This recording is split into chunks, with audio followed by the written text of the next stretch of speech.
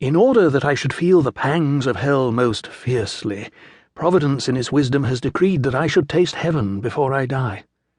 This is to be sure a peculiarly English heaven, but it is hard to conceive of a French or Italian one half so comfortable or so pleasing. The presiding genius of the place is, of course, Lord Egremont, of whom you have heard much. He is a most remarkable personage. I have spent only a few minutes in his company, yet I have felt the nature of the man in my bones. It is difficult to explain or account for. He exudes a sense of mastery so complete that he need not exert it. He is all kindness and welcome, but one knows by a kind of instinct that he is quick to anger, and that his wrath, when unleashed, is most terrible. He takes, I think, a silent delight in knowing that all those around him live in fear, although, in spite of that, he appears a delightful old gentleman of the gruff, old-fashioned school. He is almost 80, yet as active as a healthy man of 50. Every morning after breakfast he buttons on his leather gaiters and goes out to inspect some part of his vast agricultural enterprise.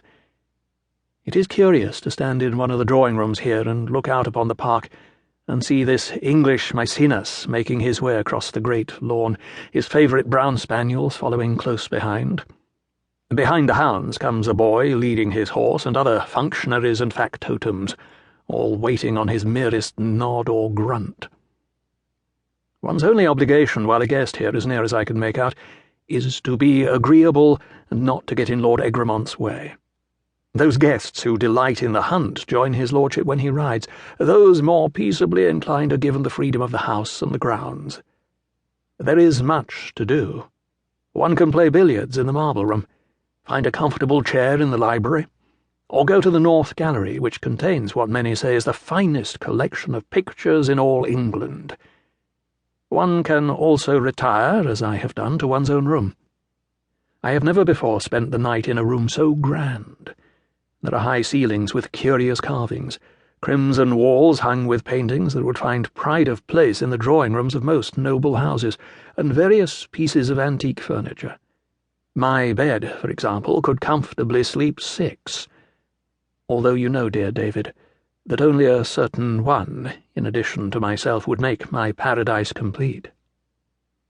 I almost fear that I am in danger of smothering when I lie down, such is the profusion of soft blankets and feather beds. There is a remarkable portrait of Lady Mary Villiers, by Van Dyck, no less, glowering over me, and despite her fierce expression, I have taken it into my head that she will keep me safe from all harm. Sometime toward the late afternoon his lordship returns, wet through and through, and either cursing like a fishmonger, or dispensing smiles all round, depending on what he has learned. He then disappears into his chambers and, as a general rule, is not seen again until about 7, when we all dine. Dinner is the only time that all the guests and hangers-on are gathered together. His lordship and Mrs. Spencer, more of her shortly, preside over an agreeable motley of about 20 people. The only sour notes in the composition are Mr. Wyndham, Egremont's heir and bastard, and his wife. He is fat and bilious. She is thin and shrill. Both are much given to disapproving expressions of piety and contempt. Wyndham seems to resent every forkful that his father's guests consume as some diminishment of his patrimony. One half suspects that he eats as much as he does because he knows that every morsel he devours will not be given to another. But those two aside, it is a splendid company. There is Mr. Romney and his beautiful lady, Mr. Socket, an agreeable divine, and Mr. Gedding, the member for Pulborough. Gedding and his lordship have different views on certain agricultural matters which I do not profess to understand, and get quite heated about them. Then there are the artists. Jones, whose sea scene you much admired when we saw it in London, Symonds, and the great Turner. Turner is an unprepossessing figure, much below the average height, which seems somehow queer when you consider how grand and mighty his paintings are. He is a barrel-chested man with a large hooked nose, which is often red. He wears a suit of shabby and much mended black, and were it not for his dirty hands and the paint under his fingernails, one would take him for a clergyman in